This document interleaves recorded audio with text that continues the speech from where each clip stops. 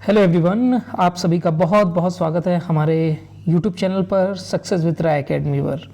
इस चैनल का ध्येय उन विद्यार्थियों को सक्सेस करना है जो ग्रामीण इलाकों में रहते हैं या फिर जो कोचिंग अटेंड नहीं कर सकते हैं या फिर जिनके पास अभाव है पैसों का। यानी हम प्रयास करते हैं कि आपको मुफ्त में अच्छी शिक्षा दे सकें, आपकी तैयारी करा सकें। उसी क्रम में हम दैनिक जागरण को या फिर उसका डिस्कशन आप कह सकते हैं कि फ्री में कराते हैं और जो करंट टॉपिक होते हैं उनका वीडियो आपको प्रोवाइड कराते हैं।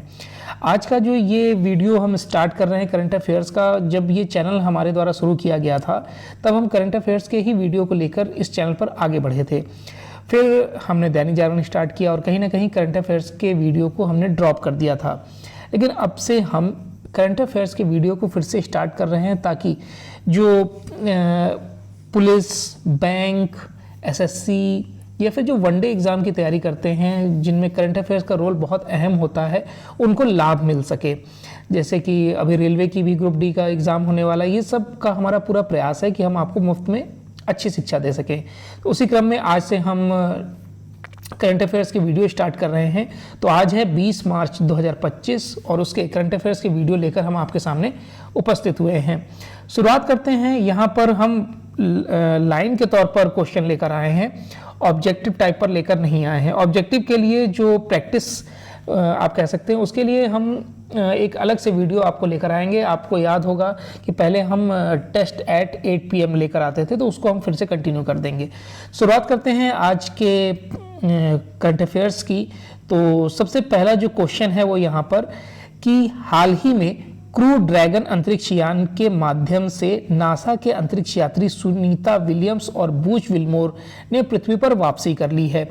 ये इस साल का अभी तक का सबसे हाईलाइट आप कह सकते हैं व्यक्तित्व हो गए हैं, क्योंकि आपको पता होगा कि जो सुनीता विलियम्स हैं और बुच विल्मोर हैं, उन्होंने 286 दिन तक लगातार इसमें रहे हैं और एक इतिहास रच दिया है।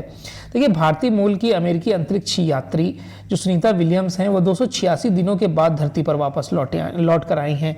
अंतरिक्ष एजेंसी नासा के वैज्ञानिकों के मुताबिक सुनीता और बैरी विल्मोर समेत 4 अंतरिक्ष यात्रियों को लेकर लौटा यान लगभग भारतीय समय की अगर हम बात करें तो 3:27 पर वो अमेरिका के फ्लोरिडा में ISI इंटरनेशनल स्पेस सेंटर पर उतरा है। और इस विमान में नासा के साथ एलन मस्क की जो कंपनी है स्पेस एक्स ने भी उल्लेखनीय योगदान किया है। फ्लोरिडा में स्पेस एक्स के ड्रैगन कैप्सूल से लौटे चारों अंतरिक्ष यात्रियों को सुरक्षित वापसी की पुष्टि नासा ने की है। अगर हम बात करें इंपॉर्टेंट फैक्ट्स की, तो अंतरिक्ष में सबसे लंबा समय गुजारने वाली दूसरी अंतरिक्ष यात्री बन गई हैं सुनीता विलियम्स। सुनीता विलियम्स अंतरिक्ष में कुल 606 दिन बिता चुकी हैं। इसके साथ ही अंतरिक्ष में सबसे लंबा समय गुजारने वाले अंतरिक्ष यात्रियों में सुनीता विलियम्स दूसरे स्थान पर आ गई हैं। इस मिशन में ही सुनीता विलियम्स ने 286 दिन लगातार अंतरिक्ष में गुजारकर इतिहास रच दिया है। सुनीता विलियम्स ने 4 बार स्पेस वॉक भी किया है। अब अगर हम बात करें तो आपको एक होमवर्क है कि आप ये जरूर बताइएगा कि जब दूसरे स्थान पर ये हैं जिन्होंने 606 घंटे बिताए हैं, तो पहले स्थान पर कौन है, उसका नाम आप कमेंट बॉक्स के माध्यम से बताइएगा। नेक्स्ट क्वेश्चन पर या फिर नेक्स्ट करंट अफेयर्स पर आते हैं। नेक्स्ट है कि हाल ही में नई दिल्ली में भारत नवाचार शिखर सम्मेलन टीबी उन्मूलन के लिए अग्रणी समाधान का उद्घाटन किया गया है।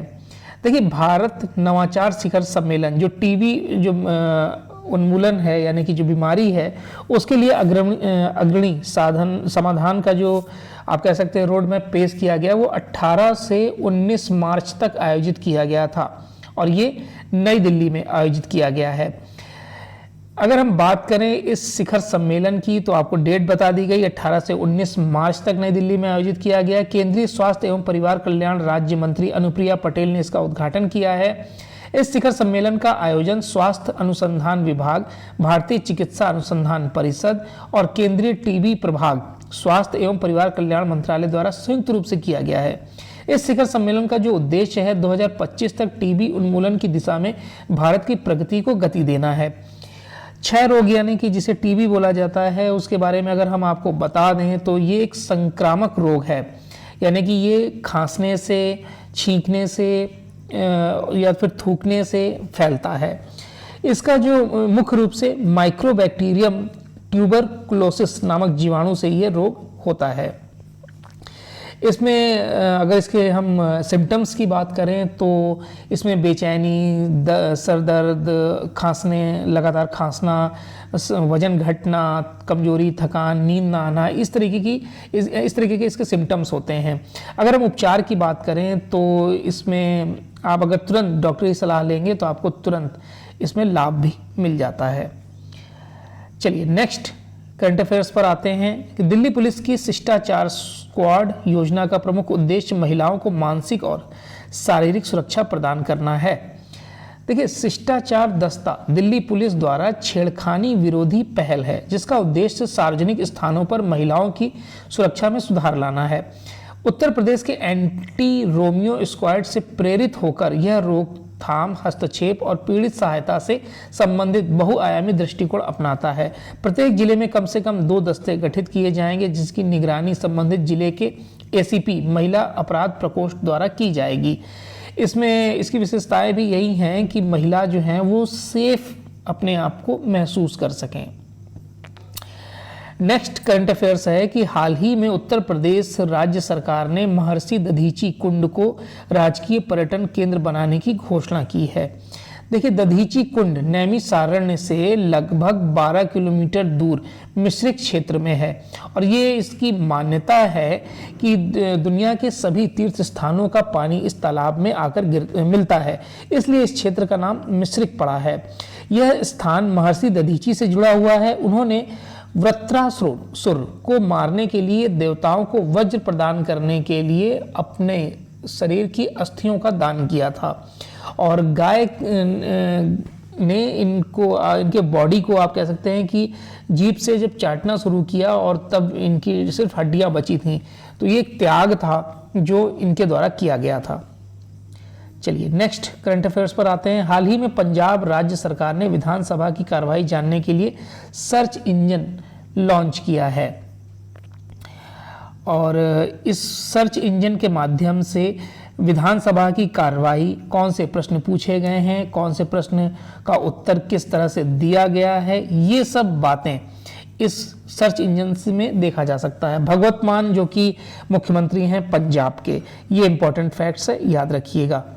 नेक्स्ट क्वेश्चन पर आते हैं या फिर हेडलाइन पर आते हैं कि वित्त वर्ष 2024-25 में 1800 करोड़ से अधिक लेन देन के साथ डिजिटल भुगतान लेन देन में वृद्धि हुई है, यानी कि ऑनलाइन पेमेंट के तरीकों में इसमें वृद्धि की गई है। भारत की डिजिटल अर्थव्यवस्था की जो स्थिति है वो उसमें काफ़ी सुधार हुआ है। अर्थव्यवस्था व्यापी डिजिटलीकरण के संदर्भ में भारत विश्व में तीसरी सबसे बड़ी अर्थव्यवस्था तो बन ही रहा है, साथ में डिजिटल अर्थव्यवस्था में भी उसने पूर्ण योगदान दिया है। अभी तक हम अगर एक आंकड़ों की या फिर रिपोर्ट की बात करें तो 20 देशों में भारत, अग्रणी 20 देशों में भारत 12वें स्थान पर है और सकल घरेलू जो उत्पाद है उसमें ऑनलाइन पेमेंट का जो योगदान है वो 11.74% है और जो 2024-25 में बढ़कर 13.42% हो गया है। ये जो आंकड़ा है ये 22-23 का है और ये जो आंकड़ा आप देख रहे हैं वो 24-25 का है, तो ये भी इंपॉर्टेंट है, याद रखिएगा। हाल ही में भोपाल में जल स्थिरता सम्मेलन 2025 का आयोजन किया गया। देखिए, भोपाल में जो जल स्थिरता सम्मेलन 2025 का आयोजन किया गया, आपको पता होगा कि भोपाल मध्य प्रदेश की राजधानी है। जल स्थिरता सम्मेलन यानी जल को संरक्षित किस तरीके से किया जाए, उसका उपयोग किस तरीके से किया जाए और अच्छे जल की उपयोगिता क्या है, इन सब का इसमें इस्तेमाल किया गया। यानी कि इसमें स्थिरता सम्मेलन में इसके बारे में बताया गया है। अब इसमें ये सबसे इम्पॉर्टेंट बात है कि जो जल जीवन मिशन जो चल रहा था उसको इससे ऐड कर देना चाहिए। इसमें ऐड करने से काफ़ी लाभ होगा और जल के बारे में, उसके संरक्षण के बारे में लोग और जागरूक हो पाएंगे। चलिए नेक्स्ट करंट अफेयर्स पर आते हैं। हाल ही में केंद्र सरकार और व्हाट्सएप ने डिजिटल धोखाधड़ी और साइबर खतरों को रोकने के लिए उद्देश्य से हाथ मिलाया है। देखिए, डिजिटल धोखाधड़ी इस समय सबसे हाई प्रोफाइल मामला बन गया है। लोगों के पास फेक कॉल आती हैं, उनको बताया जाता है कि आपका डॉक्यूमेंट्स इस अपराध में लगा हुआ है, आपका पासपोर्ट इस अपराध में लगा हुआ है। इस तरीके के कई फेक कॉल आती हैं और उसके बाद लोगों को डराया जाता है और उनसे पैसे ऐंठे जाते हैं। इन्हीं सब को रोकने की, और ये सबसे ज़्यादा व्हाट्सअप वीडियो कॉलिंग पर होता है, क्योंकि व्हाट्सअप की जो कॉल है उसको आप रिकॉर्ड कर ही नहीं सकते हैं। दूसरे मोबाइल से भले आप रिकॉर्ड कर लें वीडियो के माध्यम से, लेकिन अगर आप स्क्रीन रिकॉर्ड करना चाहेंगे तो वो नहीं हो सकता है। इन्हीं सब को रोकने के लिए केंद्र सरकार ने व्हाट्सएप के साथ इसमें समझौता किया है। नेक्स्ट करंट अफेयर्स है कि हाल ही में टाटा पावर ने ऊर्जा संरक्षण अभियान शुरू किया है, और ये जो ऊर्जा संरक्षण अभियान है वो टाटा के द्वारा किया गया है। इसका उद्देश्य राज्य सरकार के नागरिकों को ऊर्जा संरक्षण और ऊर्जा के सहित उनके बारे में बताना है। अब इसमें ये सबसे इंपॉर्टेंट बात है कि किस तरीके से ऊर्जा का उपयोग सही दिशा में किया जाए, ऊर्जा को संरक्षित किया जाए, ये सब इस अभियान में बताया गया है। और इसकी शुरुआत करी है टाटा पावर ने, ये जरूर आप याद रखिएगा। और इसकी शुरुआत उत्तर प्रदेश में की गई है, ये भी इंपॉर्टेंट है। जिला नहीं पूछा जाता है, राज्य पूछा जाएगा, तो ये आप याद रखिएगा। नेक्स्ट है, प्रति वर्ष 20 मार्च को विश्व गौरैया दिवस मनाया जाता है। विश्व गौरैया दिवस मनाया जाता है और 2025 में 20 मार्च 2025 को जो विश्व गौरैया दिवस मनाया गया, इसका थीम है प्रकृति के नन्हे दूतों को सम्मान। अगर हम इसे इंग्लिश में बोलें तो a tribute to nature's tiny messengers. ये थीम पारिस्थितिकी संतुलन बनाए रखने में गौरैया की महत्वपूर्ण भूमिका को उजागर करता है, संरक्षण प्रयासों को प्रोत्साहित भी करता है। अब आपके लिए एक और होमवर्क है, वो ये है कि आप ये कमेंट बॉक्स के माध्यम से बताइएगा कि गौरैया जो है वो भारत के किस राज्य का राष्ट्रीय पक्षी है। ये आप कमेंट बॉक्स के माध्यम से जरूर बताइएगा। नेक्स्ट करंट अफेयर्स पर आते हैं कि हाल ही में द्विपक्षीय नौसैनिक अभ्यास वरुण 2025 का 23वां संस्करण आयोजित किया गया है। ये याद रखिएगा कि 23वां संस्करण था ये वरुण का। भारत और फ्रांस का ये जो वरुण अभ्यास है वो अरब सागर में शुरू किया गया है। इसमें राफेल, देखिए लिख के बता देते हैं आपको, राफेल M और MiG-29K जेट्स अभ्यास में शामिल हुए हैं। INS विक्रांत और FNS चार्ल्स भी इसमें अभ्यास में हिस्सा ले रहे हैं, और ये लगभग 1968 से आयोजित किया जा रहा है। और एक कह सकते हैं कि द्विपक्षीय संबंधों को तो इसमें नया आयाम मिलता ही है, और उसके साथ ही नौसैनिक अभ्यास जो है वो दोनों सेनाओं को आपसी सहयोग में, नई टेक्नोलॉजी को अपनाने में, इन सब में भी मदद करता है। तो अगर आपसे ये क्वेश्चन पूछा जाता है कि नौसैनिक अभ्यास वरुण किन दो देशों के बीच में आयोजित होता है, तो आपका राइट आंसर होगा भारत और फ्रांस। नेक्स्ट करंट अफेयर्स है कि हाल ही में RBI और बैंक ऑफ मॉरिशस ने द्विपक्षीय व्यापार में स्थानीय मुद्दों के उपयोगिता पर समझौते पर हस्ताक्षर किए हैं। देखिए, RBI और बैंक ऑफ मॉरिशस ने द्विपक्षीय लेन देन के लिए स्थानीय मुद्राओं के उपयोग पर समझौते पर हस्ताक्षर किए हैं। भारतीय रुपया और मॉरिशस रुपया का उपयोग करके सीमा पार लेन देन को बढ़ावा देने के लिए RBI और बैंक ऑफ मॉरिशस ने एक समझौते ज्ञापन पर हस्ताक्षर किए हैं। इस समझौते में चालू और स्वीकार्य पूंजी खाता लेन देन शामिल है। मॉरिशस के बारे में आपको थोड़ी सी जानकारी दे दें कि मॉरिशस हिंद महासागर में एक द्वीपीय देश है जो अफ्रीका के दक्षिण पूर्वी तट से दूर स्थित है। यहाँ लगभग 70% आबादी भारतीय मूल की है और इसे मिनी इंडिया भी कहा जाता है। हिंद महासागर में, जैसा मैंने आपको बताया, इसकी राजधानी आप जान लीजिए, इसकी राजधानी पोर्ट लुइस है।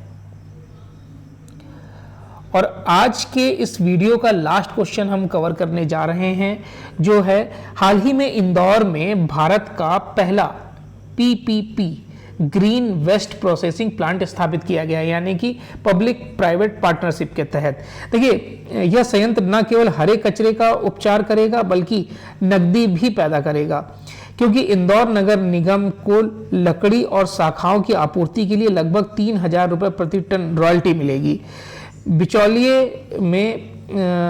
में 5500 वर्ग फीट में फैला यह प्लांट लकड़ी और शाखाओं की रिसाइकलिंग करके लकड़ी के छर्रे बनाएगा। घोषणा के अनुसार यह छर्रों का इस्तेमाल कोयले के विकल्प के रूप में किया जाएगा, जिससे ऊर्जा की भी बचत होगी। तो ये एक अच्छा इनिशिएटिव माना जा सकता है। और आपको पता होगा कि भारतीय स्वच्छ मिशन में इंदौर लगातार कई वर्षों से प्रथम स्थान पर रह रहा है। तो ये आज का यानी 20 मार्च 2025 का करंट अफेयर्स के वन लाइनर क्वेश्चन थे। आई होप आपको ये वीडियो अच्छा लगा होगा। इस दोनों भाषाओं में इसको प्रदर्शित किया गया है। तो ये वीडियो कैसा लगा आप कमेंट बॉक्स के माध्यम से जरूर बताइएगा। वीडियो देखने के लिए बहुत बहुत धन्यवाद।